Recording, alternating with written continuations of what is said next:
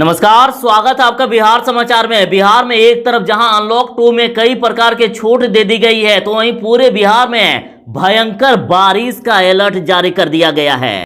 बिहार अब बाढ़ के पानी में डूबता हुआ नजर आ रहा है। मुख्यमंत्री नीतीश कुमार लोगों को सुरक्षित स्थानों पर ले जा रहे हैं, तो वहीं बड़ी खबर है कि लोजपा में टूट के बाद चिराग पासवान तेजस्वी यादव के साथ आ सकते हैं। तो आज की बड़ी खबरों पर बात करने से पहले आपसे अनुरोध है, कृपया वीडियो को एक प्यारा सा लाइक अवश्य कर दीजिएगा। आपका लाइक करना ही हमारी मेहनत का फल होता है। बिहार में आज से अनलॉक 2 जारी हो गया है। आज से बिहार में कई प्रकार के छूट मिलेगी। बिहार को राहत पहुंचाने के लिए मुख्यमंत्री नीतीश कुमार जी ने बड़े ऐलान कर दिए हैं। बिहार में अब सरकारी और प्राइवेट ऑफिस शाम 5 बजे तक खुलेंगे। दुकानें भी शाम 6 बजे तक खुली रहेगी और नाइट कर्फ्यू रात 8 बजे से लेकर सुबह 5 बजे तक लागू रहेगा। बिहार में मुख्यमंत्री नीतीश कुमार जी ने 16 जून से लेकर 22 जून तक अनलॉक 2 किया है। बिहार में पहले जिस तरह से दुकानें खुलती थी, यानी अल्टरनेट डे पर ही दुकानें खुलेगी, लेकिन अब शाम 5 बजे की जगह शाम 6 बजे तक दुकानों को खोला जा सकता है। तो वहीं फल सब्जियों की दुकानें हर दिन खुलेगी। खाद बीज कृषि यंत्र की दुकानें भी हर दिन खुलेगी। चश्मों की दुकानों को भी हर दिन खोले जाने के लिए छूट दिया गया है, शाम 6 बजे तक खुले रहेंगे। तो ये बिहार में अब भी cinema hall, shopping mall, stadium, gym, park, school, college बंद रहेंगे। अभी भी स्कूल कॉलेजों में किसी भी प्रकार की कोई भी परीक्षा नहीं होगी। साथ ही बिहार में सभी प्रकार के धार्मिक स्थल जैसे मंदिर, मस्जिद आदि सभी बंद रहेंगे। तो वहीं होटल, रेस्टोरेंट या ढाबे में बैठकर खाना खाना नहीं है। यहां अभी भी होम डिलीवरी की सुविधा होगी। सुबह 9 बजे से लेकर रात 9 बजे तक खुले रहेंगे। तो वहीं शादी ब्याह या श्राद्ध क्रम में कोई भी छूट नहीं मिली है। यहां अधिकतम 20 लोग ही शामिल हो सकेंगे। इस भयंकर बारिश के कारण बिहार में फिर से बाढ़ आने वाला है। बिहार डूबने के कगार पर है और मुख्यमंत्री नीतीश कुमार जी ने इस इलाके के लोगों को सुरक्षित स्थानों पर भेजने के निर्देश दे दिए हैं। बिहार में बड़ा खतरा मंडराने लगा है। नेपाल और गंडक नदी के जलग्रहण क्षेत्र में पिछले 24 घंटे में हो रही भारी बारिश को देखते हुए मुख्यमंत्री नीतीश कुमार ने उच्च स्तरीय बैठक की है और भारी बारिश होने के कारण पश्चिमी चंपारण, पूर्वी चंपारण और गोपालगंज जिले के जिलाधिकारियों को मुख्यमंत्री नीतीश कुमार ने विशेष सतर्कता बरतने के निर्देश दिए हैं। साथ ही मुख्यमंत्री जी ने आपदा विभाग, जल संसाधन विभाग और संबंधित सभी जिलाधिकारियों को निर्देश दिया है कि गंडक नदी के निचले इलाके में रहने वाले लोगों को जल्द से जल्द सुरक्षित स्थानों पर पहुंचा दिया जाए, क्योंकि ये स्थान जल्द ही डूबने वाला है। जल संसाधन विभाग के सभी इंजीनियरों को तटबंधों को पूरी तरह से सुरक्षित रखने के लिए अलर्ट कर दिया गया है। साथ में एनडीआरएफ और एसडीआरएफ की टीमों को भी अलर्ट किया गया है, ताकि किसी भी परिस्थिति में मुकाबला किया जा सके। बिहार में हर ओर बारिश हो रही है। बिहार में भयंकर बारिश का अलर्ट जारी कर दिया है। साथ ही बिहार डूबने के कगार पर है। एक तरफ जहां बिहार में बाढ़ का खतरा है, तो वहीं बिहार में 48 घंटे का अलर्ट जारी कर दिया है। कहा गया कि 48 घंटे जरा बच के रहिएगा। बिहार के सभी 38 जिलों में भयंकर बारिश, तेज आंधी तूफान और वज्रपात का अलर्ट जारी कर दिया गया, और जिसके तहत बिहार के पटना, औरंगाबाद, नवादा, नालंदा, गया, गोपालगंज, बक्सर, अरवल, जहानाबाद, रोहतास, दरभंगा, सीतामढ़ी, मधुबनी, शिवहर, पश्चिमी और पूर्वी चंपारण, वैशाली, सारण, सिवान, मुजफ्फरपुर, समस्तीपुर, लखीसराय, मुंगेर, बेगूसराय, सुपौल, सहरसा और मधेपुरा में काफी भयंकर स्थिति होने वाली है। यहाँ काफी भयानक बारिश होने वाली है। उसके साथ ही 5 बड़े खतरे को लेकर मौसम विभाग ने अलर्ट जारी किया है कि जान माल की भी हानि का बड़ा खतरा है। नीचे स्तरों पर जल जमाव हो सकता है, यातायात बाधित हो सकता है, बिजली सेवा भी खत्म हो सकती है। नदी के जलस्तर में बढ़ोतरी होने से बिहार डूबने के कगार पर है और बिहार के सभी 38 जिलों को लेकर विशेष अलर्ट जारी किया गया है। कहा गया अगले 48 घंटे तक जरा संभल कर रहिएगा। बिहार में भारी से भारी, भयानक से भयानक बारिश होने वाली है। तो जहां एक तरफ पूरे बिहार में 16 जून को सबसे ज्यादा खतरा है, तो वहीं 19 जून तक बिहार में बारिश होती रहेगी, मौसम विभाग ने कह ही दिया है। पूरा बिहार अब डूबने के कगार पर है। मानसून की पहली बारिश से आफत बन गई है। बगहा के कई इलाकों में फैल गया है बाढ़ का पानी। जनजीवन अस्त व्यस्त हो गया है। उसके साथ ही पूरे बिहार में बाढ़ का खतरा नजर आ रहा है। आप तस्वीरों में देख सकते हैं कि किस प्रकार से ये इलाका पूरा डूबता हुआ नजर आ रहा है।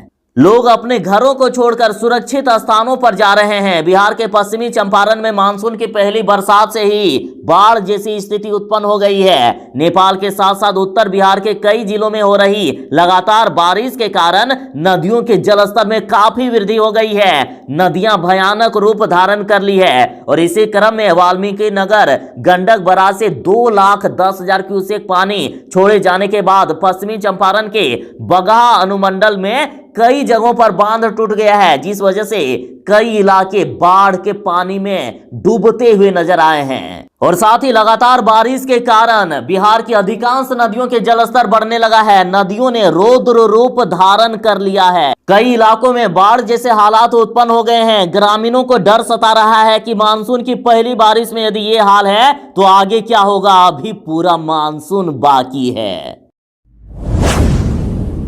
देख लीजिए किस प्रकार से बिहार सरकार झूठे दावे करती है। बिहार सरकार के सारे दावे फेल होते हुए नजर आ रहा है। बिहार की कई सड़कों में घुटनों भर तक पानी है। मानसून में अगर तेज बारिश हुई तो क्या होगा राजधानी का हाल, ये सोचकर भी लोग डर रहे हैं। मानसून ने पूरे बिहार में अपना असर दिखाना शुरू कर दिया है। राजधानी पटना सहित पूरे बिहार में भयंकर बारिश हो रही है। राजधानी के लोग अब डर रहे हैं। डर इस बात का है कि ये बरसात कहीं राजधानी के सड़कों पर बाढ़ ना ला दे, हालात 2019 जैसा ना हो जाए। और जिस तरह से अभी बिहार में बारिश को लेकर अलर्ट जारी किया गया है तो 2019 से भी ज्यादा खतरनाक स्थिति हो सकती है, क्योंकि पटना को जल जमाव से बचाने के सरकारी दावे अभी से ही बारिश के पानी के साथ बहते हुए दिखाई दे रहे हैं। आप देख सकते हैं कि राजधानी के सड़कें किस तरह से अभी से तालाब में तो कहीं नदी में तब्दील होते हुए दिख रहे हैं। चिराग पासवान की पार्टी लोजपा पूरी तरह से बिखर गई है और अब तो चिराग पासवान को ही राष्ट्रीय अध्यक्ष पद से हटा दिया गया है। तो अब लोजपा आखिर किसका होगा, ये भी बड़ा सवाल। अब चिराग पासवान से उनकी ही पार्टी लोजपा छीनते हुए नजर आ रही है। एक तरफ जहां चिराग पासवान ने 5 बागी सांसदों को पार्टी से निकाल दिया है तो वहीं पारस गुट ने चिराग को राष्ट्रीय अध्यक्ष पद से ही हटा दिया। और पारस गुट ने पूर्व सांसद सूरजभान सिंह को एलजेपी का कार्यकारी अध्यक्ष बनाया है। और अब 5 दिन के अंदर राष्ट्रीय अध्यक्ष का चुनाव होगा। इसमें यह फैसला किया जाएगा कि एलजेपी आखिर किसका होगा। हालांकि अब चुनाव आयोग तय करेगा कि असली एलजेपी के हकदार कौन हैं। तो वहीं चिराग पासवान के समर्थक लगातार आंदोलन कर रहे हैं और कह रहे हैं कि चिराग के बिना लोजपा नहीं। देख लीजिए बिहार सरकार की लापरवाही और इनकी नाकामी, जिसकी वजह से बिहार फिर से डूब रहा है। बात करें बेतिया की तो ये डिप्टी सीएम पर्यटन मंत्री के साथ ही बीजेपी प्रदेश अध्यक्ष का शहर है। और देख सकते हैं कि किस प्रकार से सड़कें नदियों में तब्दील हो गया है। पूरे बिहार के साथ बेतिया नरकटियागंज में बारिश से बुरा हाल है। जिले में अलर्ट, फिर भी नगर निगम ने नहीं की सफाई, इसलिए बेतिया के हर इलाके में घुटने भर पानी। बिहार सरकार के सारे दावों की पोल खुल गई है। मानसून की बारिश ने पूरे बिहार के साथ बेतिया समेत पूरे पश्चिमी चंपारण को बेहाल कर दिया है। इसे अलर्ट मोड पर रखा गया है, फिर भी कोई ध्यान देने वाला नहीं। आलम यह है कि बेतिया शहर के हर चौक चौराहे पर कहीं घुटने भर तो कहीं कमर भर से ज्यादा पानी जमा है। लोग गंदे नाले के पानी व बदबू में चलने को मजबूर हैं। और विकास का ये हाल उस शहर का है जहां बीजेपी के प्रदेश अध्यक्ष संजय जायसवाल रहते हैं। राज्य की डिप्टी सीएम रेणु देवी भी यहीं से हैं। तो बिहार के पर्यटन मंत्री नारायण प्रसाद शाह भी यही शहर के हैं। और इसके बावजूद भी शहर नर्क में तब्दील हो गया है। तो सोचिए पूरे बिहार का क्या हाल होगा। बड़ी खबर है, कहा जा रहा है कि चिराग पासवान तेजस्वी यादव के साथ आ सकते हैं। जैसा कि चिराग पासवान की पार्टी एलजेपी पूरी तरह से टूट गई है और रामविलास पासवान के दामाद सह आरजेडी के दलित प्रकोष्ठ के अध्यक्ष अनिल साधु ने कहा है कि जब जब रामविलास पासवान के परिवार पर संकट आया है तब लालू यादव की पार्टी और परिवार एक पैर पर खड़ा रहकर इनकी मदद की है। रामविलास पासवान के दामाद ने कहा है कि चिराग पासवान को पूरी आदर के साथ न्योता दे रहे हैं कि चिराग जी आ जाइए आरजेडी में। आप और तेजस्वी यादव जी दोनों छोटे भाई हैं। बिहार की जनता आप दोनों को पुकार रही है। तो अब देखना यह है क्या चिराग पासवान तेजस्वी यादव के साथ आएंगे। बिहार अब डूबने के कगार पर नजर आ रहा है। बिहार सरकार के सारे दावे फेल होते हुए नजर आ रहे हैं। जिस शहर बेतिया में बिहार के डिप्टी सीएम रेणु देवी, तो वहीं बीजेपी के प्रदेश अध्यक्ष संजय जायसवाल और पर्यटन मंत्री नारायण प्रसाद रहते हैं, और उस शहर को यदि ये नहीं बचा सके तो पूरे बिहार को क्या बचाएंगे। बेतिया में डीएम एसपी आवास तक पानी ही पानी नजर आ रहा है। पूरे शहर में जल जमाव की स्थिति है। घुटने भर से ज्यादा पानी पूरे शहर में चल रहा है। बिहार की ऐसी स्थिति हो गई है कि लोगों के दुकान, घर, हर जगह पानी ही पानी है। चाहे डीएम आवास हो, एसपी आवास, डीएम कार्यालय हो या एसपी कार्यालय हो, हर जगह पानी ही पानी। तो ये नरकटियागंज में जल जमाव की स्थिति से लोगों की जिंदगियां अस्त व्यस्त हो गई है।